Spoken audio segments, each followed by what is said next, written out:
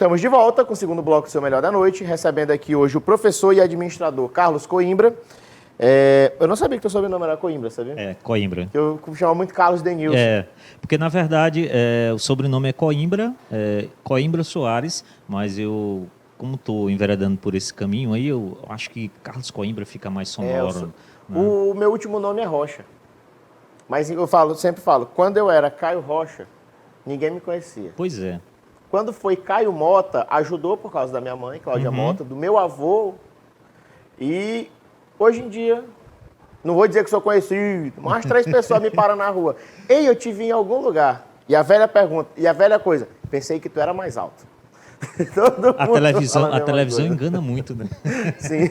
Então, eu estou na cadeira alta aqui, eu pareço grandão. A televisão engana. Mas eu fiquei feliz, disseram que pensavam que eu era mais gordo. Ela também engana porque ela dá essa falsa impressão de que você é mais magro. Mas quem é magro parece ser mais magro mesmo, realmente. A gente estava falando sobre essa questão de empreendedorismo, sobre essa visão. Tu acha que deveria existir a disciplina no ensino fundamental e médio? Sim, eu acredito que o empreendedorismo ele deve ser fomentado desde muito jovem.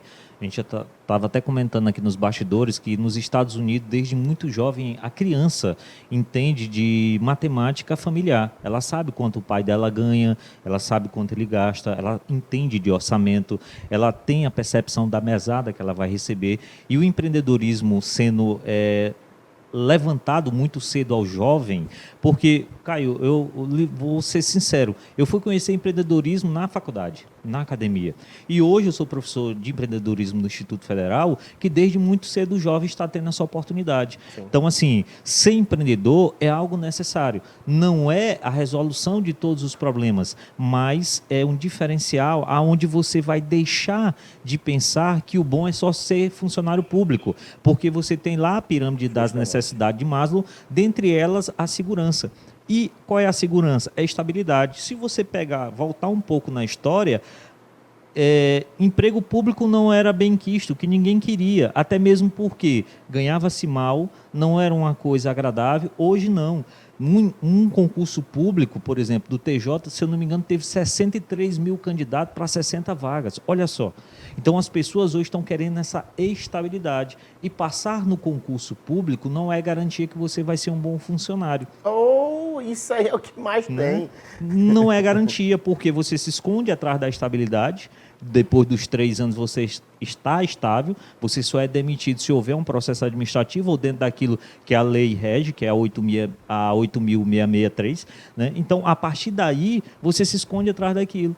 E você vai ser um funcionário público. É claro que nós não estamos generalizando, mas é importante que ser funcionário público requer que você sirva a sociedade de bom tento, de bom grado, da melhor maneira possível, se qualificando, porque é o que mais tem. Não, eu sou efetivo, ninguém mexe comigo. Né? E a gente tem que parar com isso, né? Tem que fazer a diferença, porque a gente está aqui para servir, não para ser servido. Justamente. Carlos, agora vamos mudar um pouquinho de assunto, que eu acredito que muita gente que começou a assistir nossa entrevista está querendo falar desse assunto, mas eu acredito que você vai vir outra vez aqui para a gente conversar sobre empreendedorismo, conversar um pouco melhor, viu? Sim. Você é presidente do Centro Espírita Chico Xavier. Sim, aqui em Caxias. Hoje é dia da Umbanda. Sim. Eu gostaria que você dissesse a principal diferença entre o Centro Espírita, que é kardecista, e a Umbanda. Pronto. A primeira coisa que a gente precisa entender é quando se usa Centro Espírita Kardecista, algumas pessoas acreditam que Kardec é o nosso guia e modelo. Não. Kardec, ele só codificou a doutrina dos espíritos. Qual é a diferenciação? As duas são espiritualistas. No entanto, o espiritismo, como o próprio nome fala, ele foi um nome criado pelo próprio Allan Kardec, e Allan Kardec ele codificou, posso dizer que ele pedagogizou, né? Não sei nem se existe essa palavra, mas ele usou de forma pedagógica, né? Até mesmo por ele ser pedagogo, né? Por ele ser discípulo de Pestalozzi, e ele usou dos movimentos que aconteceram na época para poder codificar. Então, a doutrina ela tem as suas diretrizes, como a Umbanda também. Só que a Umbanda ela tem ritos, coisa que o Espiritismo não tem.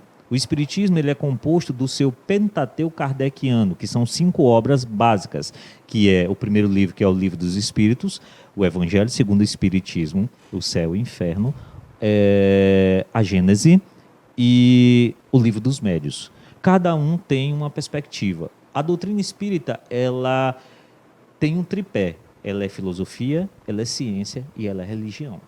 Né? Interessante. Ela tem um tripé. Ela não é somente religião, ela é ciência. Tanto é que Kardec fala, dentre a sua fala, ele diz que se em algum momento a ciência desmentir ou dizer alguma coisa que vai de encontro ao espiritismo, prefira ir pela ciência e deixe o espiritismo de lado. Eu acho interessante um exemplo de ciência e espiritismo. Você conhece a osteopatia? Alguns fisioterapeutas utilizam essa técnica. Não. Eu já fiz algumas sessões de osteopatia. Uhum. E alguns espíritas, existem muitos espíritas que são osteopatas. Certo. Eu acho interessante que eles trabalham a questão de energia. Exemplo, ele fazia não vou chamar de massagem, mas é uma terapia nos meus pés, para aliviar a tensão em ombro e tudo mais. E o corpo todo interligado. Mexe aqui nessa área da face, aqui na boca, e isso vai aliviando outras regiões do seu corpo. Então, o corpo todo interligado. E alguns acreditam que também essa questão espírita do quê? Da sua energia. Sim. E isso pode afetar realmente o seu corpo. Você pode ficar meio tenso, você tem problema de postura e tudo mais. Eu acho muito interessante. Quando eu conversei, eu descobri sobre isso. Bacana. Na verdade, existe alguns segmentos que não são espíritas, né, mas que algumas casas espíritas adotam, né, mas não é, até mesmo porque, como eu estou te dizendo, seria um rito, e nós não temos esse rito.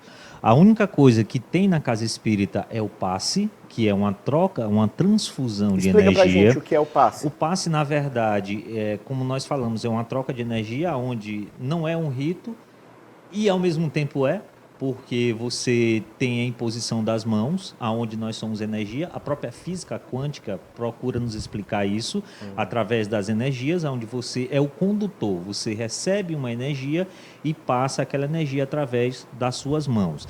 Porque nós somos compostos de matéria, espírito e perispírito. Tá? O que é o perispírito? É a radiografia do nosso corpo, é a nossa imagem. Quando desencarnamos, o que aparece para outra pessoa, quando diz eu vi um espírito, na verdade você viu o perispírito. O espírito é a luz, é a energia. No caso, o espírito não tem uma forma. Não tem uma forma. Pessoa. Ele não tem uma forma específica, ele é só uma luz, é uma energia. Entendi. Já o perispírito, ele é a condensação, é a radiografia do teu corpo. Tanto é que geralmente, quando você utiliza qualquer parte do seu corpo de forma exagerada, você vai criar uma lesão no seu perispírito, que isso, na próxima encarnação, vai fazer com que você tenha algum problema, por exemplo, um câncer, uma lesão nas pregas vocais. Sério? Sério. Pessoas que fumam, na sua grande maioria, vai criar uma situação no teu perispírito, da tua fala, ou então dos teus pulmões, ou qualquer outra parte, que na próxima encarnação, muitas vezes a pessoa nunca fumou e um belo dia aparece com problema nas pregas vocais, no pulmão. De onde é que vem essa explicação? Né? Então já existe a doutrina como ciência, ela explica isso. Por exemplo, eu fico observando, a minha enteada, eu tenho uma enteada, Caio, que é algo impressionante. Ela nunca andou de avião, mas quando ela vê um avião passando, um helicóptero, ela se desespera. Ela agarra a mãe dela, ela começa a chorar, diz que o avião vai cair. Né? De onde é que vem isso? De onde é que vem esse resquício desse medo, desse trauma de onde? Né? Se ela nunca andou de avião. Se ela já teve casos e vários relatos de uma criança que ela tinha muito medo de um policial. Quando ela via policial, ela tinha muito medo e ela dizia que ele o ia matar. E, de repente, ela cresceu e perceberam uma lesão que tinha aqui próximo ao seu pulmão, né? E nunca tinha caído, nunca tinha nada, e foram investigar, e era uma lesão de uma perfuração de um tiro, que ela supostamente teria levado em vidas anteriores e essa lesão acabou sendo impregnada no seu perispírito e acabou sendo gravado no seu corpo e com isso ela nasceu com essa lesão. É claro que isso aí é algo científico, já existe relatos em relação a isso. Hoje, várias academias, inclusive nos Estados Unidos, no próprio Brasil, hoje já se estuda sobre a questão da espiritualidade, de forma científica. Hoje nós temos a Associação Médica Espírita, justamente são médicos que trabalham não só o lado material, mas o lado espiritual. Inclusive, a presidente aqui no nosso vizinho estado do Piauí é uma médica de renome nacional, que é a doutora Kátia Marabuco. Então, quer dizer que o que acontece com o teu perispírito, né? O que acontece com o teu perispírito pode passar adiante, vai passar adiante. Mas me diz uma coisa, ok, aí a pessoa pode reencarnar várias vezes? N vezes. Então, ela pode ter um acúmulo de algumas coisas. Só que aí existe um fator também interessante, chamado livre-arbítrio. Né? Todos nós temos livre-arbítrio. Chico conta uma história bem interessante de que uma determinada pessoa, né, ele tinha nascido sem os membros inferiores, né? Aliás, ela tinha nascido sem os membros superiores, tinha perdido um membro inferior e foi acometido de um problema que teria que amputar a outra perna. E a mãe ficou muito desesperada por conta daquela situação. E foi até Chico Xavier para poder entender o porquê daquilo. E Chico foi instruído pelos seus mentores que aquele espírito, em todas as encarnações que ele tinha passado, ele tinha sucumbido através do suicídio. E que nessa ele já estava se preparando para se suicidar novamente. Então ela teve que passar por essa situação, por essa dor, né, para que ela não cometesse e não fracassasse. Porque toda vez que você comete um suicídio ou que você comete algo de errado, você vai ter que arcar com as consequências. Porque um dos princípios basilares da doutrina espírita é que todos nós somos responsáveis pelos nossos atos. Que não há sofrimento sem motivo. Aquela questão de você volta e você expia os pecados de uma vida passada, vocês acreditam nisso? Na verdade, o que acontece? Nós somos senhores do nosso amanhã, mas colhemos o que plantamos ontem e plantaremos hoje o que colheremos amanhã. Então, numa encarnação somente, não seria o suficiente para que nós conseguíssemos reparar tudo que nós fizemos. Porque é muita maldade que nós fizemos. Porque um só pensamento que saia da linha condutora, que é a lei universal, que Deus nos deu essa consciência, se você se perde no meio do caminho, você vai ter que reparar. Sim. Porque, na verdade, o objetivo é esse, é estarmos aqui para nos melhorarmos. Quando é que eu me melhoro? Quando eu estou numa dificuldade. Se a gente for observar... Mas tem gente na dificuldade. Infelizmente, não. A gente sempre fala o seguinte, se você passa por um problema, se esse problema passa pela sua vida e você não aprendeu com ele, ele vai voltar novamente, até você aprender. Então, às vezes tem aquela pessoa que sofre. Então, possivelmente ele está reparando erros do passado. Sim, não só do passado. A gente também não pode fechar o assunto, dizer que tudo é do passado, porque eu tenho hoje. Então, se tudo que eu culpar for do passado, e o hoje? O que eu fiz hoje? Entendi. Tem muitas coisas que eu faço hoje e Deus, na sua infinita bondade, te permite que você repare agora. Que é menos um acúmulo que você vai ter para a próxima encarnação. É que nem aquela coisa, as pessoas que vivem muito tempo, a pessoa fala assim, fulano é tão ruim, que ele só vai morrer depois que ele pagar os pecados tudinho. Na verdade, cara, inclusive tem até uma passagem lá no Evangelho segundo o Espiritismo, né, que a passagem é bem interessante. Se fosses um homem de bem, teria morrido. E a gente percebe que muitas vezes a gente fala muito isso. Fulano de tal, uma pessoa tão boa, tinha a vida toda pela frente e morreu. E fulano de tal, que é criminoso, fez e aconteceu e continua vivo. Olha só como Deus é bom. Deus está dando a oportunidade para esse que supostamente é um mal, porque não existe um mal eterno, para ele reparar os seus erros. Antes de vir, eu estava lendo uma história de Bezerra de Menezes. Bezerra de Menezes foi um médico no Ceará, inclusive foi político, presidente da Federação Espírita Brasileira, e ele foi considerado o médico dos pobres. Ele consultava de graça, dava o remédio. Uma das histórias dele, uma vez o paciente não tinha condição de comprar o remédio, ele tirou do seu anel de formatura e deu para o paciente comprar o remédio. O farmacêutico, conhecendo, segurou o anel, deu o remédio e depois devolveu para ele. Então, assim, Bezerra de Menezes era um ser que pregava aquilo que Jesus pregou.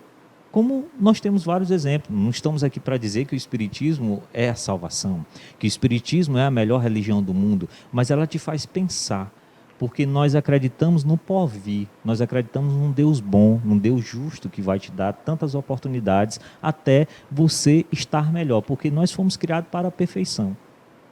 Isso é interessante, mas deixa eu te fazer uma pergunta aqui, Carlos. Então, essa questão de espíritos, pessoas que veem espíritos, pessoas que têm relatos de que são acompanhadas, como vocês explicam essa questão? Na verdade, são os médios. O que é o médio? O médio é uma pessoa que tem uma sensibilidade maior do que as outras. Todos nós temos mediunidade, só que um grande quantidade e outro menor. Existem vários tipos de mediunidade. Tem a auditiva, tem a visual, tem a psicográfica, né? E é de incorporação.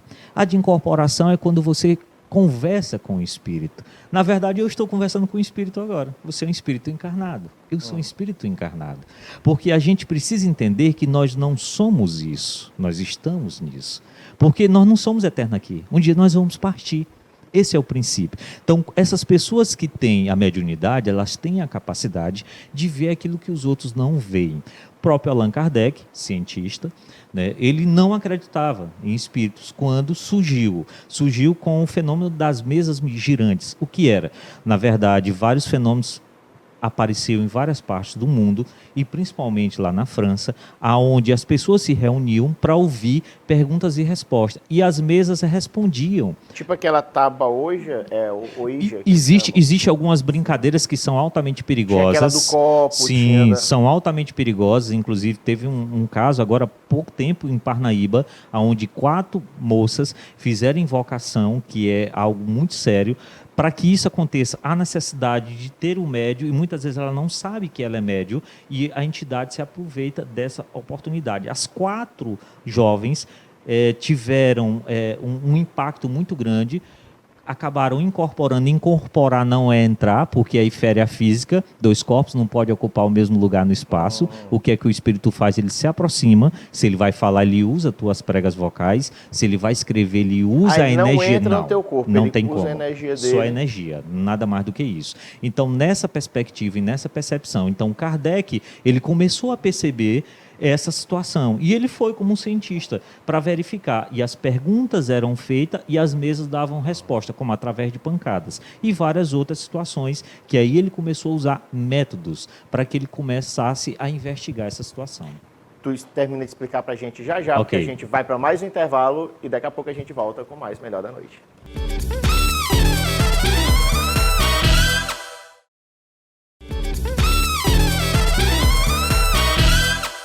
Estamos de volta com o terceiro e último bloco do seu Melhor da Noite, com um assunto interessantíssimo, que eu estou agoniado, que na hora que está ficando bom, o tempo vai encerrando, hoje é um intervalo.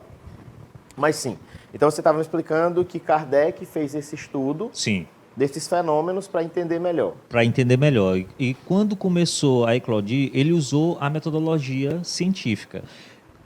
Vários médios, mundo afora, começaram a se manifestar.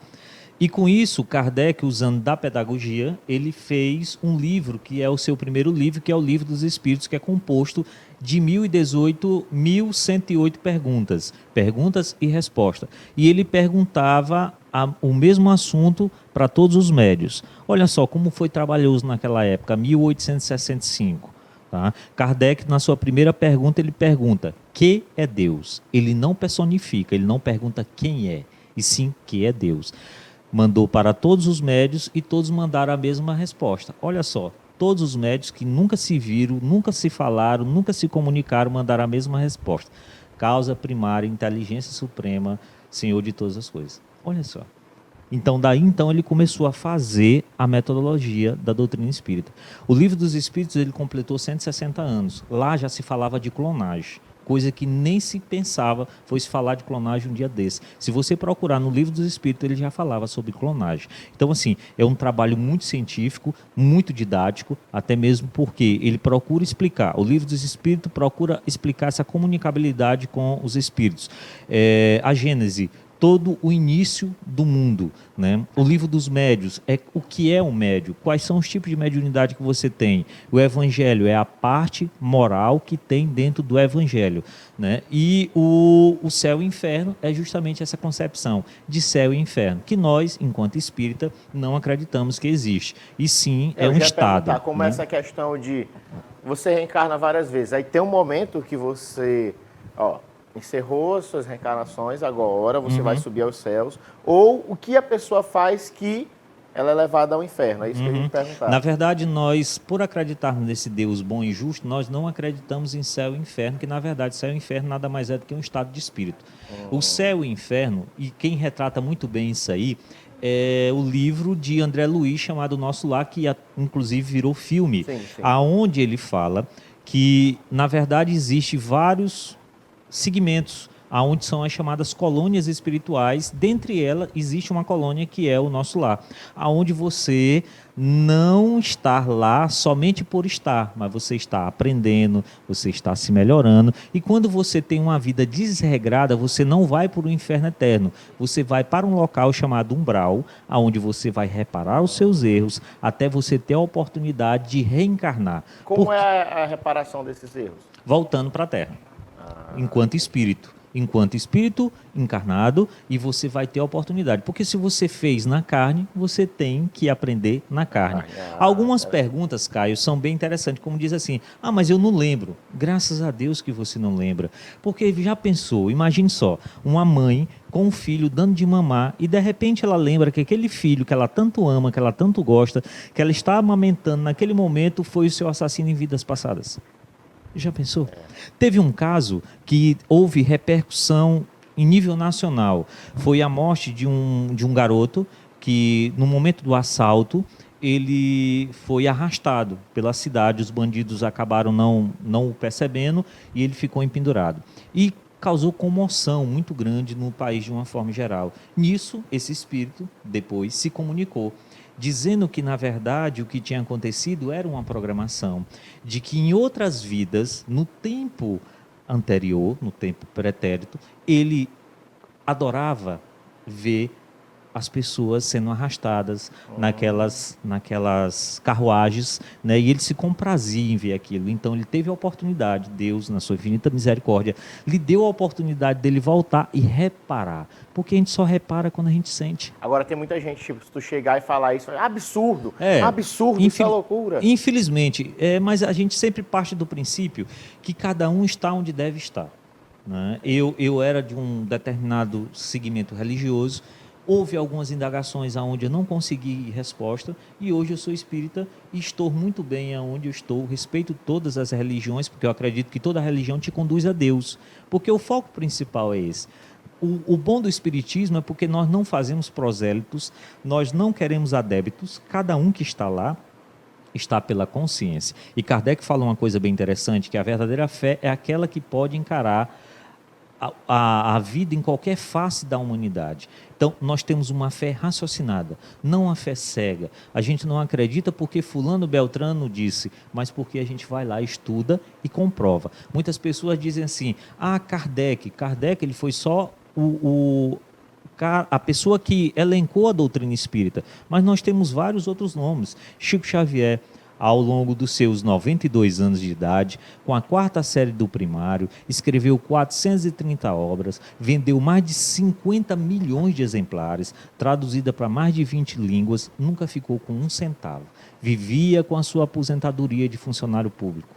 Nada mais do que isso. Sempre fez o bem, amou a todos, sem discriminação. E é isso que a gente prega, é isso que a gente fala. A gente não está aqui para mudar o mundo. Muitas vezes a gente se torna até um pouco duro, mas o princípio eu não estou aqui para mudar ninguém, eu estou aqui para me mudar. Porque quando eu chegar do lado de lá, eu tenho que prestar conta dos meus atos. Acontece muito isso, né? As pessoas usam a religião para julgar as outras pessoas, Sim. para discriminar. Sim. Acontece isso bastante. E a gente precisa parar com isso. Na verdade, cada um é senhor do seu destino. Nós temos o livre-arbítrio para isso. Se eu faço qualquer ato infracionário, tanto na justiça divina como na justiça humana, eu tenho que arcar com as consequências dos meus atos. E se eu tenho uma lei universal que me permite com que realmente eu veja a vida com outro prisma, isso me traz paz. Porque eu sei que eu vou desencarnar, mas eu vou voltar. Que eu não estou condenado ao inferno, que eu não estou condenado a passar o resto da minha vida sofrendo, que todo sofrimento tem prazo de validade. Isso te conforta. Que nenhuma dor é eterna. Nenhuma. Isso é interessante, né? Então, me diz uma coisa, Carlos, as pessoas que ficarem curiosas de conhecer um pouco mais, elas também podem ter uma palavra amiga, uma palavra que vai ajudar ela lá no centro espírita? Sim, nós nos reunimos de segunda a quinta-feira, que fica ali próximo à Praça Thales Ribeiro, na Avenida Cristino Cruz, na Rua Cristino Cruz 974, e de segunda à quinta, às 8, às 9 horas, cada dia é um estudo. No sábado nós temos o Evangelho e no domingo nós temos a vibração. E lá é aberto para qualquer pessoa. É bem interessante que muitas vezes a pessoa entra e tem um impacto, achando que vai ter rituais, que vai ter vela, que vai ter alguém dançando. Não. Tem gente que acha realmente, Muito, né? muito. E quando chega lá, é um grupo de pessoas sentadas, conversando, lendo o Evangelho, lendo o Livro dos Espíritos, dialogando. Eu gosto sempre de dizer que lá é um grande divã. Muitas pessoas entram e saem de lá melhor. Porque nós estamos lá para nos ajudarmos. Mas, acima de tudo, o mais ajudado sou eu. Porque o ouvido que está mais próximo é o meu. Então, cada vez que eu falo, que eu replico essa ideia, eu me melhoro. Porque eu começo a ter essa consciência. Porque tudo na vida é hábito. E a gente muitas vezes diz, todos nós temos uma missão. E muitas vezes nessa encarnação, a minha missão é tão pequena, é só não falar da vida alheia. E eu fracasso. Por quê? Porque eu não tenho um hábito de me controlar, de entender, de perceber. A gente precisa começar a ver a vida em outro prisma, em outro olhar. E como é que eu faço? Muito preocupadas Muito. em viver a vida alheia, principalmente com esse boom da tecnologia, né? Elas preferem viver a vida alheia. Hoje nós temos, infelizmente, algo que veio para nos aproximar, está nos distanciando, né? O celular, ele realmente tem trago essa situação de nos afastar um dos outros. E isso é preocupante, muito preocupante, porque a gente precisa ter o calor humano. Eu gosto sempre de falar em sala de aula para os nossos alunos que muitas vezes você tratar bem alguém hoje conota uma situação de que você está se oferecendo para outra pessoa. Sim. Né? Infelizmente as pessoas têm essa percepção. Você ser educado As hoje pessoas confundem muito. Ela não sabe diferenciar o que é um ser educado para uma pessoa que está realmente lhe cantando, lhe assediando. A gente está numa geração que as pessoas estão, como é que eu posso dizer, romantizando a tristeza. É uma disputa de quem é mais triste, Sim. de quem tem mais desgraças na vida. Se tu Sim. chegar e falar assim, cara, eu ganhei um aumento, cara, eu consegui trocar de carro, tô muito bem, tô muito feliz, o cara fala logo, vem se gabar aqui, isso é corno, isso é não sei o quê, É verdade. isso é não sei... e começa, né? É verdade. Isso aí vem muito corroborar, Caio, com o que eu falo em sala de aula. A gente precisa parar com essa história da vítima, porque as pessoas gostam de estar perto de quem é coitadinho. Sim. Se o cara é coitadinho, eu quero te abraçar, eu quero te ajudar, porque você merece. Agora, se eu sou um cara de sucesso, que eu digo, cara, eu consegui, eu batalhei. Nossa, é um orgulhoso, é um metido, é aquele cara... Para que isso, cara? Comemora o sucesso do outro. Tem espaço para todo mundo. Não sabe. O sucesso do outro. Agora, uma pessoa que estou muito feliz com o sucesso dele é com o João. João, vem aqui, João. Vamos bater um papo. E ainda fez cara de cínico, fez cara de deboche. Que as pessoas de casa, tudo bom, querido? Tudo bom? Bem-vindo. Muito obrigado. Boa noite, você de casa, que não é obrigado a me assistir, mas assiste, uma coisa mais séria, hoje mais zen. Mas é porque o pessoal de casa sabe, né, que você blasfemou, né? E, João, cara, eu fico feliz com o sucesso do outro. Com o meu, não, né? Hã? Com o meu já... É porque o teu sucesso ainda não chegou, João, a gente tá esperando. Ah, tá certo. Mas então quando vamos... é corra boa contigo, você sabe que eu falo, rapaz, que bom. Tá, aham. Que Deixa eu te perguntar um negócio, aproveitando aqui esse babado, né? Eu moro em cima de uma pizzaria. Sim. E às vezes à noite a gente escuta como se estivesse arrastando as mesas dentro da pizzaria. Será que é os espíritos em festa? Boa pergunta. Mas talvez, na verdade, o que, que acontece? O espírito, dependendo do estado vibratório que ele está, ele vai ainda acreditar que está vivo. Então, muitas vezes você não bebe, mas quando você vai beber, espíritos que têm a mesma faixa vibratória vai se aproximar de você para usufruir daquela energia da bebida.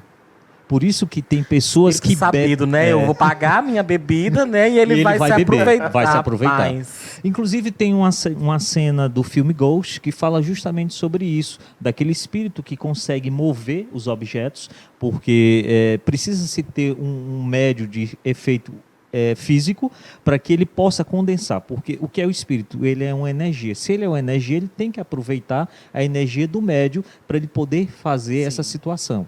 Então deve ter algum médio lá, ou então a tão falada casa penada. Na verdade, não existe a casa penada. Moço, não diz isso não faz eu mudar de endereço não, pelo Não, amor de não Deus. existe. Na verdade, alguém lá é médio, ou esses espíritos ainda estão próximos a esta casa, a esta residência por algum motivo. Qual é o recomendado? Fazer-se um evangelho, fazer-se prece e solicitar para que eles tomem consciência de que eles não estão mais encarnados. Dependendo do estado que você desencarna, você tem relatos de espírito que vê o seu corpo sendo enterrado, falando com as pessoas e as pessoas não respondem. Ele pega nele, meu Deus, eu estou vivo, por que as pessoas não me veem? Sim. Porque ele ainda está muito ligado à questão material. E quando uma pessoa, por exemplo, que ainda não é cristã, porque a igreja diz que cristã é aquele que é batizado, né? Sim, sim. E uma pessoa que ela ainda não é cristã e ela consegue ver eu acho que é espírito, uma outra pessoa, né? E ela acaba se apavorando com aquilo ali, porque somente ela tá vendo. Eu recebi um relato essa semana, né, de uma amiga que a filha dela acordou de madrugada assustada, porque ela estava vendo um homem do lado do guarda-roupa da filha dela, e somente a filha dela conseguia ver. Boa pergunta. Na verdade, se a gente for olhar, existem vários relatos de que a criança ela tem uma sensibilidade muito maior do que o adulto. Até mesmo porque, se você olhar, muitas crianças têm o tão falado amigo imaginário, que é um amigo de verdade. Sim. Ele está próximo, ela vê, ela fala, ela conversa, porque ela tem essa sensibilidade. Até os 7 anos de idade, a criança ela está mais do lado de lá do que do lado de cá. Então ela tem essa facilidade com o mundo espiritual. Então ela vê, ela conversa, ela sente, né? Então o que tem que acontecer? Vai chegar uma hora que isso vai desaparecer, a não ser que ela tenha realmente uma mediunidade, onde ela vai trabalhar essa mediunidade, mas é justamente você ter essa percepção de que aquele espírito existe. Porque, como eu falava para o Caio, nós somos espírito, nós não somos matéria. Nós estamos aqui nesse corpo emprestado, que é limitador. Isso aqui é uma prisão. A verdadeira vida é espiritual. Então, a gente precisa ter essa percepção. E, por mais que a gente fale de espírito, eu gosto sempre de falar na casa espírita. Se materializasse um espírito aqui agora, muita gente sairia correndo. Eu era o primeiro, falei agora para marcar. Não foi? Eu era o primeiro. Isso acontece, por exemplo, há um relato... Pois eu segura aí, moço, pelo amor de Deus. Há um relato de quando a doutrina começou a ser surgida, o espírito de Cat King surgiu no meio de uma sala, estava fechado, que nem aqui, não tinha nenhuma porta aberta, ela se materializou, pegaram, mediram pulsação, mediram tudo, aí ela foi embora e depois deixou uma flor materializada. Chico fazia isso, materialização. Uma vez em uma reunião, as pessoas sentiram cheiro de pétalas de rosa e de repente começou a cair pétalas. Emmanuel, que era o seu mentor, pediu que isso não acontecesse mais, porque quando isso começa a acontecer, as pessoas buscam só o fenômeno, e na verdade a doutrina está para esclarecimento e crescimento pessoal, não o fenômeno. Por isso que quando acontece muitas vezes da casa espírita começar a praticar cura, se enche, aí a pessoa se cura temporariamente e um belo dia retorna, porque a doença não é um castigo, mas ela é um aviso que você tem que melhorar em alguma coisa. Interessante. Bem Pesado, interessante essa né? questão. Porque a gente vê relatos de pessoas que espíritos tiveram contato, até contato Sim, físico sim. com ela, de coisas que apareciam, coisas que sumiam. Eu já vi na casa de um umbandista, ele dizia que deixava uns bombons para entidades que eram crianças. Uhum. E o bombom, assim era dito, eu cheguei a ver só o plástico, não sei, sumia de dentro de dentro do plástico só o bombom. E ficava só o plásticozinho fechadinho do jeito que estava lá. É bem interessante, assim, a gente teria que se aprofundar mais cientificamente dentro da doutrina, mas que é possível, é. Como é que vocês descobrem um médium? Na verdade, boa pergunta, muitas pessoas, aí entra o fator que a gente precisa perceber. Como nós falávamos, todo mundo tem um grau de mediunidade, Sim. só que existe pessoas que têm uma afinidade maior. Não se deve estar dizendo para todo mundo, fulano de tal é médio, tem que desenvolver, ou então vai suspender as correntes. Não existe isso. Mesa branca, não existe isso. Que isso aí são situações, situações que foram criadas pelas pessoas que não têm esse conhecimento. Então, algumas situações, por exemplo, de você sentir a presença, de você ouvir, de você sentir um comichão na sua mão, isso pode ser um indício. Mas o que vai dizer se é ou não? É o estudo, né? É a consistência nessa perspectiva. Uma coisa que a gente precisa entender: nem todos que dizem Senhor, Senhor entrarão no reino do céu. Já nos alertava Jesus. Então a gente precisa ter muito cuidado, porque tem muitas pessoas que infelizmente usam deste dom, porque é um dom. Ser médium, na verdade, não é um privilégio, mas é uma oportunidade de você reparar. Por quê? Porque quando você é médium, você faz uma ligação do mundo corporal com o mundo espiritual. Carlos, infelizmente o nosso tempo já está encerrando. Eu gostaria que você fizesse o convite para o evento que vocês vão realizar. Você pode falar para aquela câmera? Caio, mais uma vez eu queria agradecer aqui a oportunidade. Eu vou só pegar a colinha aqui, porque... Certo. A foto vai aparecer, viu, na tela, Sim, foto do evento? Aí eu vou falando aqui. Nós estamos aqui também para falar da 19ª Jornada Espírita, que vai acontecer dia 23 agora de novembro, vai ser no auditório da Prefeitura Municipal de Caxias, e nós teremos palestras manhã, tarde e noite. Pela manhã, às 8h30, teremos a palestra São Chegados os Tempos, que será proferida por mim. Logo após, às 10 horas, A Volta do Espírito à Vida Corporal, vai ser proferida pelo Osmi, ele é presidente da Federação Espírita do Maranhão, ele é auditor do Tribunal de Contas, né, da União também, e ele está aposentado. Logo à tarde nós teremos Suicídio, Triste Ilusão, porque somos imortais. Vai ser proferida pelo Guecha, ele é psicólogo. Logo às 16 horas, O Efeito das Emoções em Nossa Vida.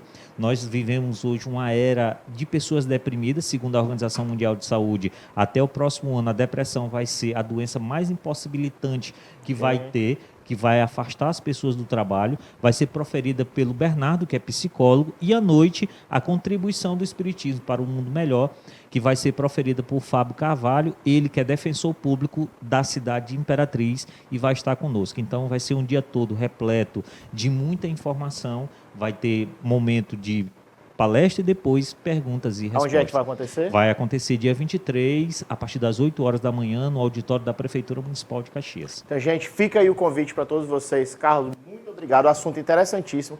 A gente vai te chamar mais vezes, tanto para falar mais de espiritismo, quanto para falar mais um pouco sobre empreendedorismo também. Pronto, eu agradeço aqui a todos da equipe aqui da TV Guanaré, satisfação, eu me sinto em casa quando eu estou assim no meio de comunicação e fico feliz, né, em saber que nós temos a oportunidade hoje de falar de doutrina espírita e principalmente, Caio, de falar de empreendedorismo, que é um assunto que me chama muita atenção também, e agradeço e já está aceito, e também o desafio aqui para que a gente possa realmente pensar em como melhorar a nossa cidade, Sim. em como melhorar os nossos jovens, para lhe dar oportunidade, para você não ser só um empregado formal, mas para que você realmente possa fazer a diferença. Sim, com certeza. Então, muito obrigado, Carlos, muito obrigado, João.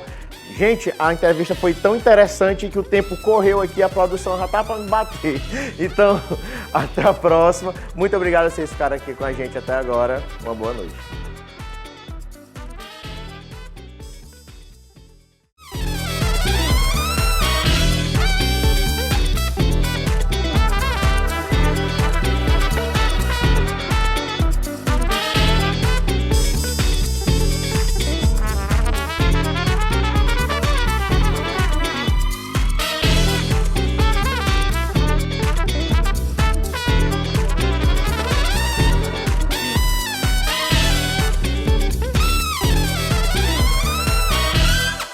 Boa noite, jovens! Estamos no ar com mais um Melhor da Noite e hoje vamos bater um papo bem interessante com o professor Carlos Coimbra. E administrador, né? Professor e administrador. Sim, boa noite a todos, telespectadores. Em primeiro lugar, obrigado pelo convite, Caio. Hoje a gente vai tentar aqui tirar algumas dúvidas, contar um pouco da nossa trajetória e conto com a presença de todos, né? Nos assistindo e nos ouvindo. Com certeza vai ser uma conversa interessante, porque a gente vai falar aqui um pouco sobre tua área de ser professor e administrador e também sobre ser o presidente do Centro Espírita Chico Xavier. Muitas dúvidas aqui para a gente tirar para o povo e muitos esclarecimentos. Com certeza, a gente vai tentar dirimir das melhores maneiras possíveis, né? Os dois viés, e o mais importante é sairmos daqui sem dúvidas, né? Esse é o nosso objetivo. Carlos, você é daqui de Caxias mesmo? Na verdade, Caio, eu sou codoense, nasci em Codó, mas os meus avós que tomaram posse de mim, e meu avô é funcionário público federal do IBGE, e ele veio para cá, para Caxias. Então, eu me digo que sou caxiense por passar minha vida toda aqui em Caxias, né? Toda a minha trajetória, desde a infância até minha vida adulta, foi Caxias. Depois ganhei asas, viajei o Brasil quase todo aí, mas me considero mais caxiense do que codoense. Depois que bebe da água de Caxias já era. Também dizem isso de Codó, né? Que depois que bebe a água de Codó não é mais o mesmo, mas realmente Caxias é uma cidade muito agradável. Carlos, tu estudou aqui teu ensino fundamental? Sim, eu lembro que eu estudei na antiga escola Federico Chaves, do primeiro até o terceiro ano, onde hoje até um centro médico. Depois eu fui para o Emília Costa, quando eu fui morar no Ponte. Depois Vespasiano Ramos. Meu ensino fundamental foi no César Marques. Meu ensino médio foi no Aloysio de Azevedo. Aloysio Azevedo. Com certeza. Foi aluno da mãe lá, não? Conheci ela depois. Qual? A minha mãe, foi aluna dela lá, não? Não fui aluno da professora Cláudia, porque eu era aluno da noite. Eu acho que ela não lecionava à noite, ou então, quando eu cheguei, ela não era mais professora lá. Não, eu acho que quando ela ensinou à noite no Azevedo, eu acho que já tinha terminado. Que eu lembro certeza. que eu já era maiorzinho, já e meu irmão Foi, já era eu terminei, nossa, quando eu falo isso, eu me sinto um dinossauro, mas eu terminei em 92, 97, mais ou menos. foi depois. Foi depois daí. Mas tá novo, rapaz. Com certeza. Rapaz, tu tem um vozeirão, tu já foi locutor, já trabalhou em rádio? Já trabalhei Comecei quando ainda era Sinal Verde, quando ela ainda era comunitária. Depois de lá eu fiz um curso técnico no Senac, onde me possibilitou ter meu registro profissional, hoje eu tenho minha DRT. E passei 7 anos da minha vida na TV Band e na Rádio Veneza FM, onde lá eu aprendi muita coisa. E apresentava o programa basicamente de quê? Na verdade, a FM, eu gosto sempre de dizer que eu não dormia direito, porque eu apresentava um flashback de 6 às 8, aí passava o resto do dia trabalhando, e à tarde eu fazia um programa diverso. Depois eu ia para a universidade. Como era tempo político, também apresentei muitos comícios. E depois sempre fui um colecionador e um amante do reggae. E me deram uma oportunidade de apresentar um programa de reggae também. E depois um programa romântico, aquela voz mais sedosa, mais melosa. Falava um pouco da tradução da música. Tinha muito daquele do pessoal ligar recadinho, tipo, fulano manda para fulano. Alguém para alguém. Tinha muito isso, mas era muito interessante, foi um aprendizado que eu levo para a minha vida, graças a isso. Eu sempre fui uma pessoa muito tímida, Caio, mas a rádio eu me lembro como fosse hoje a primeira vez que eu fui apresentar um programa, você de frente com aquele microfone, você não tem ninguém, mas você sabe que tem muitas pessoas te ouvindo. Isso me causava medo, me causava estranheza, né, pavor ao mesmo tempo, mas aos poucos a gente foi conseguindo dominar. Gosto muito de comunicação, mas enveredei por outros caminhos, não deixo de ser um comunicador hoje como docente, mas o meu caminho é outro, e admiro, e fico assim muito satisfeito em ver a nova leva de comunicadores que nós temos na cidade, né, porque sou contemporâneo de Lúcio Mauro, Birubiru, Chocolate, Albino José, né, Souza Braga, e essa galera que fez, eu cresci ouvindo essas pessoas, e um belo dia eu estava próximo a eles, né, bacana, assim, muito interessante, o Austin Gutenberg, né, essa galera que realmente fez história como locutor em Caxias, né. Só um instante, desculpa. Eu tá aqui que eu ainda tô rouco do jogo do Flamengo. Eu acredito. Eu não assisti, mas eu gritei tanto naquele jogo do Flamengo. Eu não assisti, mas fiquei muito tenso pelo... Qual teu time? Eu sou flamenguista. Flamenguista. Jogão tenso. Muito. Porque o pouco que eu pude, assim, acompanhar eu colocava no celular, estava 1-0. Quando pensava que não, estava 1-1. Pensou que não, o Vasco já tinha virado. Pensou que não, tinha empatado, virou de novo, o Flamengo virou. Tava um negócio bem... Tava aquele jogo, foi bem tenso. Jogão Jogaço. mesmo, Foi jogão. um jogo, só me lembra aquele 5-4 Flamengo e Santos daqui. Sim, sim. Aquele E Neymar foi jogava, isso. Ronaldinho Gaúcho fez aquela pérola, né, que até hoje está guardada aí nos anais do futebol. Então, o que eu ia dizer é porque é interessante, quando eu entrei para comunicação, realmente conhecer o pessoal que a gente via pela TV e achava interessante, é muito bom. Inclusive, Caio, quando nós fizemos o curso técnico no Senac, houve uma das nossas professoras exigiu um trabalho final, uma monografia.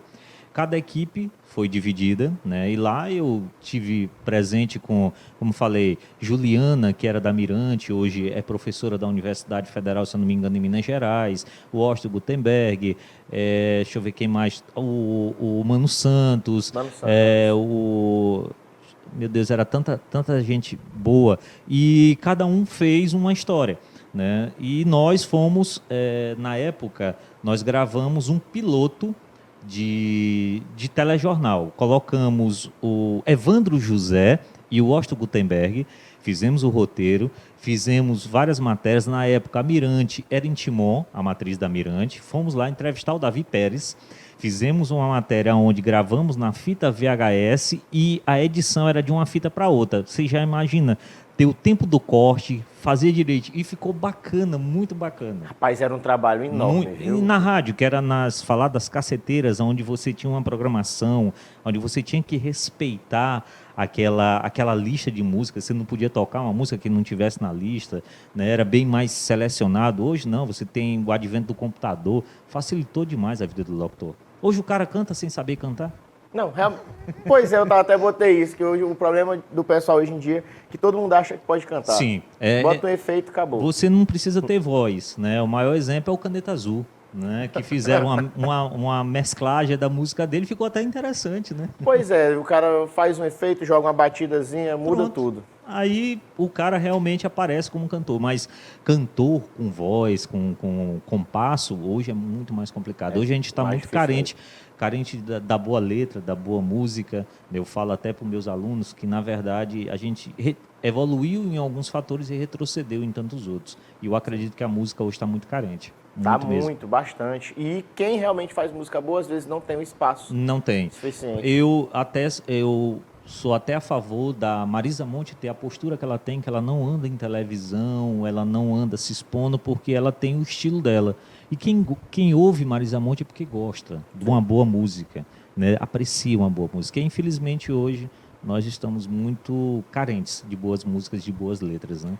Você, como professor e como comunicador, você tem uma responsabilidade muito grande. Sem sombra de dúvida, eu sempre falo, eu levo um fardo muito grande, não só eu, mas o professor de uma forma geral, porque assim, você é espelho, principalmente eu, que ministro aula para jovens, né? Então o que você fala é lei. Então eu me policio muito no que eu falo, na minha vida, não só no que eu falo, mas o que eu faço. Porque falar, qualquer um fala. A gente se enche de teoria e quase não pratica. Isso. E eu procuro praticar aquilo que eu falo, né? Então, às vezes, eu gosto até de brincar que quando você entra como professor, eu perdi minha identidade. Ninguém me conhece como Carlos, né? É professor. Muitas vezes está eu e outro professor, quando chama professor, todos os dois viram, porque virou o nosso codinome, o nosso sobrenome. E muitas vezes você está num ambiente, numa festa, e os meninos, professor, você aqui, eu disse, nossa, eu sou um ser humano, eu preciso também me divertir, né? É estranho, realmente. Quando eu comecei a dar aula também, eu estranhava. Eu estava no lugar, professor, o senhor aqui, professor, o senhor tomando cerveja. Sou uma pessoa como qualquer outra, né? As pessoas ainda não souberam dividir essa imagem do professor, né, da pessoa comum, como qualquer outra. Sim. E a gente tem uma responsabilidade muito grande, e é isso que eu procuro mostrar para os meus alunos, né? Que tudo é possível, que a diferença que vai fazer você do sucesso para o fracasso é uma linha muito tênue. Sim. E só depende de você. Então, o estudo que permite, se eu estou aqui hoje, Caio, é porque eu me permiti estudar, porque alguém me deu a oportunidade, eu fui lá e provei que eu podia. Então, é isso que a gente precisa fazer. Com certeza. Carlos, você como... Tu Tu é administrador também? Sou administrador. E dá aula nessa área sim, também, né? Sim, eu sou administrador, tenho especialização em gestão de pessoas, né? Também fiz um MBA em tecnologia da informação e agora estou finalizando um outro viés, que é a programação neurolinguística, que é algo que eu estudo há mais de 20 anos e agora eu resolvi não só estar na teoria, mas praticar e principalmente ter um título. Porque também, muitas vezes, você tem um conhecimento, mas as pessoas gostam do papel, Sim. do título, né? Então, eu estou terminando essa pós e trabalho na área também, Caio. Hoje eu tenho pretensão, já faço algum tempo, mas quero me aprofundar mais na parte de palestra, né, de cursos, Esse final de semana mesmo eu vou estar ministrando um curso de oratória numa cidade vizinha. A gente também trabalha com isso, já tem uma certa experiência e o nosso objetivo é esse. Hoje eu ministro aula de empreendedorismo no Instituto Federal, também administração financeira e orçamentária, que é muito importante e como a gente estava conversando agora há pouco, o empreendedor hoje, ele se faz necessário, principalmente nas cidades pequenas, onde não tem uma industrialização muito forte. O pessoal não sabe muito a diferença entre empresário e empreendedor, né? Sim. Ainda se confunde, infelizmente. Muito. As pessoas não sabem a diferença do chefe para o líder, né? Então, a gente precisa entender que são situações diferentes, né? A autoridade e poder, né? São coisas distintas e a gente precisa entender que é o empreendedorismo que movimenta as cidades, é o empreendedorismo que alavanca as cidades, sim, porque é o médio e o pequeno produtor, é o empreendedor que emprega as pessoas, porque uma grande empresa ela vai pensar duas vezes em contratar uma quantidade de pessoas, até mesmo pela carga tributária, ao invés de colocar uma máquina que faz 2, 3 vezes o serviço que ela poderia fazer, né? Então, se a gente for lá para o tempo da Revolução Industrial, lá no tempo de Taylor, de Fayol, a gente percebe que uma linha de produção tinha 20 funcionários para executar uma tarefa. Enquanto hoje, não, você tem uma máquina que faz o serviço de 20, 30 funcionários e só um cara para apertar o botão. Então, eu preciso do empreendedor, mas um empreendedor que entenda que ser empreendedor não é só colocar um negócio.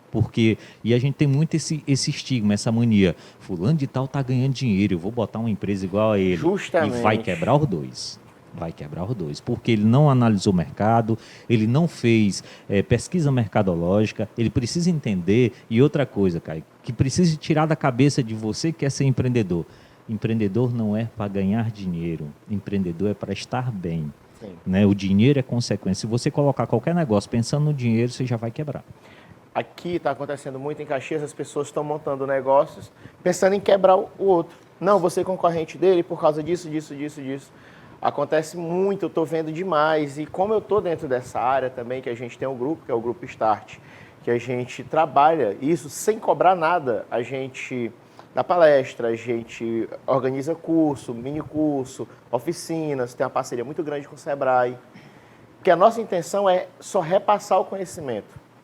Em uma instituição agora que é um centro universitário aqui de Caxias, a gente realizou um hackathon, foi um desafio com os alunos, a gente não cobrou R$1. Só para realmente ajudar. O mais importante, Caio, é justamente isso. É a gente começar a entender, né, e até um desafio que eu faço para as pessoas.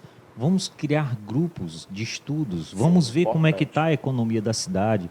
Você enquanto administrador, você enquanto contador, você enquanto empresário, o que você pode melhorar? Porque é muito fácil criticar a administração pública, mas e a solução? O que eu tenho feito para melhorar? É isso que a gente tem que estar buscando. Hoje, se a gente observar, eu estou muito... o meu umbigo e os outros. Então, se eu tenho um conhecimento e é comprovado cientificamente que eu aprendo mais quando eu ensino. Vamos dar oportunidade. Caridade não se faz, não é só dando pão material, não. É também dando conhecimento, permitindo as pessoas pegar um grupo de pessoas, ir num local carente, ensinar como administrar, como fazer com que o seu dinheiro renda um pouco mais, saber como economizar. Eu acredito que isso dá satisfação, é melhor do que dinheiro. Inclusive hoje, né, há algum tempo já se estuda sobre a questão da felicidade, inclusive a disciplina em Harvard, né? A disciplina da felicidade é uma das disciplinas mais concorridas através da psicologia positiva. E hoje no Brasil, 3 ou 4 faculdades já tem essa disciplina da felicidade, aonde ele faz justamente essa comparação de que acredita-se que felicidade é sucesso e aliás, sucesso é felicidade. Para eu ser feliz, eu preciso ter sucesso, e é o inverso. Sim. Eu sou feliz, depois é que eu faço sucesso. Sim. Então, a gente precisa entender que trazer felicidade para as pessoas, é ajudar, é contribuir. Como? Com conhecimento. As pessoas têm medo de compartilhar conhecimento. Eu trabalho muito isso aí que eu falo, gente, a pessoa é seu concorrente, o que impede de vocês se ajudarem? Eu acredito que quando as pessoas se tocarem o que é ser empreendedor, o que é fazer isso, a cidade cresce. Eu vejo cidades menores que Caxias que dispararam em outros estados. Sim, eu concordo. O maior exemplo é Santa Cruz do Capibaribe, em Pernambuco, que era o maior parque industrial, né, a maior feira ao ar livre da América Latina.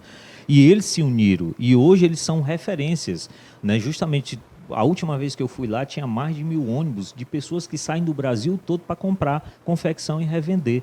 E a gente precisa entender que começou de alguém ter essa percepção. Então, todo mundo lá é empreendedor. Se você entrar na casa de todo mundo tem uma pequena fábrica lá no fundo do quintal. E você não vê pessoas com poder aquisitivo baixo. E é isso que falta, é essa concepção. Essa ideia, eu sou muito otimista. Eu falo para meus alunos, pessoal, se você, por um acaso, o gestor da empresa de vocês chegar e diz, fulano, vai lá no RH, o cara pensa, eita caramba, vou ser demitido. Olha só, teu cérebro já começa a trabalhar contra você, Sim. Você automaticamente vai começar a se deprimir, quando você chega lá, você vai criar uma atmosfera onde você vai acabar sendo demitido mesmo.